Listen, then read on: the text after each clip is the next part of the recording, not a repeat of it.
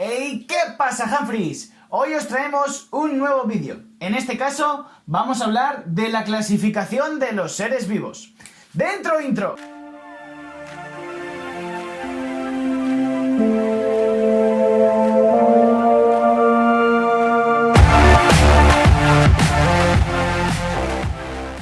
Bueno, como os he dicho, hoy vamos a hablar de la clasificación de los seres vivos. Vamos a abordar la historia desde Linneo hasta la clasificación de los 5 grandes reinos. Comencemos. Como dije en los primeros vídeos, nuestro planeta es un tanto especial, porque no es que solo tenga vida, sino que tiene una enorme variedad de vida. Tenemos muchos animales, tenemos muchas plantas y muchos microorganismos. Entonces, ¿cómo lo clasificamos? Pues para esto tenemos que remontarnos a lo que dijo Linneo. Y él propuso la clasificación llamada taxonomía, o la ciencia que estudia la clasificación que se llama taxonomía. ¿Qué es esto? Pues mira, aquí os traigo una imagen. Como veis, los animales nos parecemos, animales, plantas, los seres vivos, nos parecemos entre sí y nos diferenciamos a otros. Aquí os traigo el orden primates, que como sabéis, los seres humanos y lo que llamamos monos nos parecemos mucho, es decir, nos parecemos más que nosotros con, por ejemplo, los gatos o los perros. Es decir, somos muy parecidos entre sí. Pues esto es lo que va a ser el factor común a la clasificación. Estas diferencias y analogías naturales de estas características que tenemos todos en común.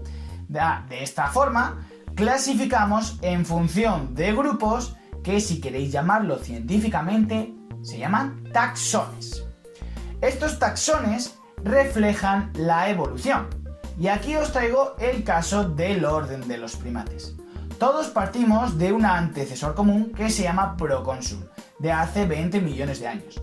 De aquí surgió el Australopithecus, el ser humano, el chimpancé y el bonobo, el orangután, el gorila y demás. Y por eso nos parecemos los unos a los otros. Vamos ya con la clasificación de los seres vivos. ¿Qué decía Linneo? Pues bueno, Linneo se basaba en un sistema de clasificación jerárquico. ¿Qué quiere decir esto? Bueno, lo vais a entender en una diapositiva posterior. Se basaba en que teníamos unas clasificaciones muy grandes que a su vez contenían unas clasificaciones más pequeñas y específicas. Pensar en las muñecas rusas. Tenemos una muñeca rusa grande que sería el reino. Dentro del reino encontraríamos el filo. Dentro de esta muñequita, que sería el filo, que varios filos, es decir, varias muñequitas estarían dentro de la muñeca grande del reino, pues dentro del filo habría otras muñecas más pequeñitas que serían la clase. Dentro de la clase tendríamos otras muñecas más chiquititas que sería, si no me equivoco, el orden. Dentro del orden, la familia. Dentro de la familia, el género, y dentro del género, la especie, ¿vale? Eso quiere decir jerárquico. Aquí también os traigo el ejemplo del delfín. Tenemos el reino de los animales, en el que incluimos tanto vertebrados como invertebrados. Sin embargo, cuando hablamos del filo de los cordados vertebrados, digámoslo así, ya eliminamos las avispas, las hormigas y demás, es decir, por ser invertebrados.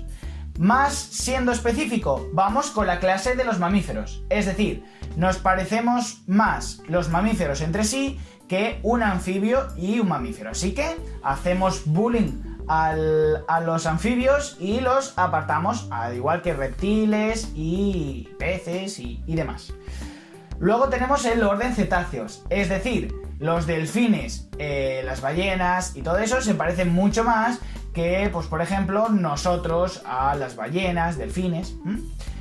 Luego tenemos la familia de los delfines, por último el género del que estamos hablando y la especie en concreto.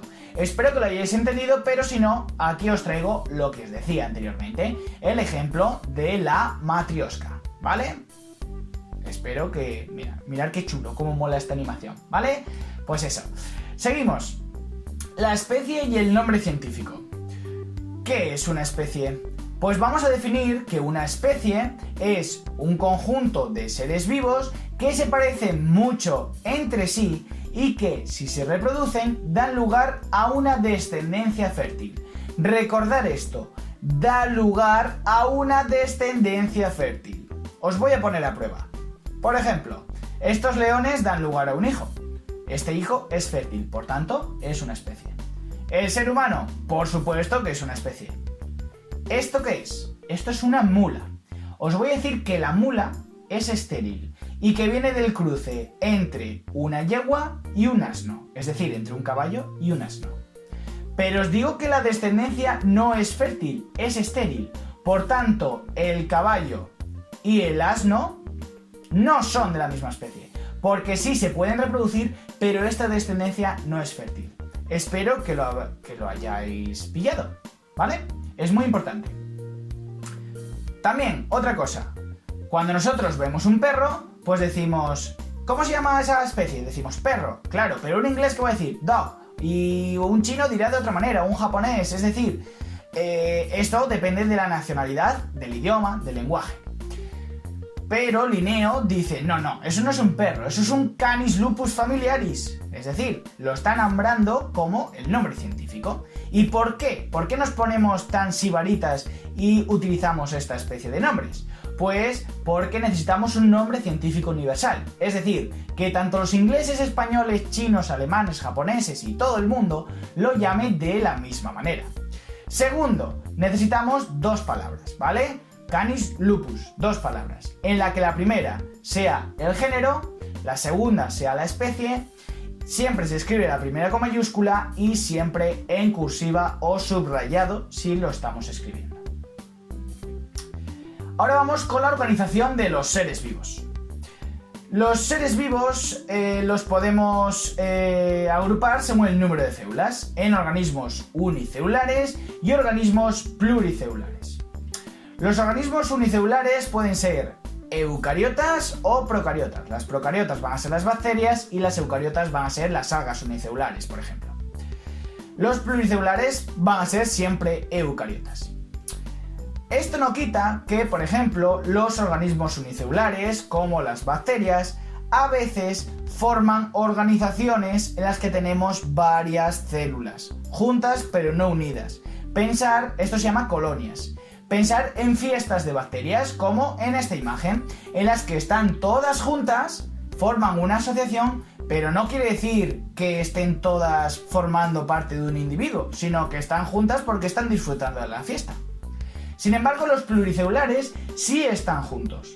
Y, de hecho, varias células se unen para formar tejidos.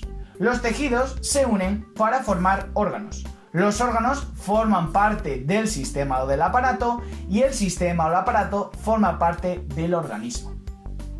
Bien, ahora vamos con la clasificación de los 5 reinos. Hay varios tipos de clasificaciones. Aquí os traigo esta tabla.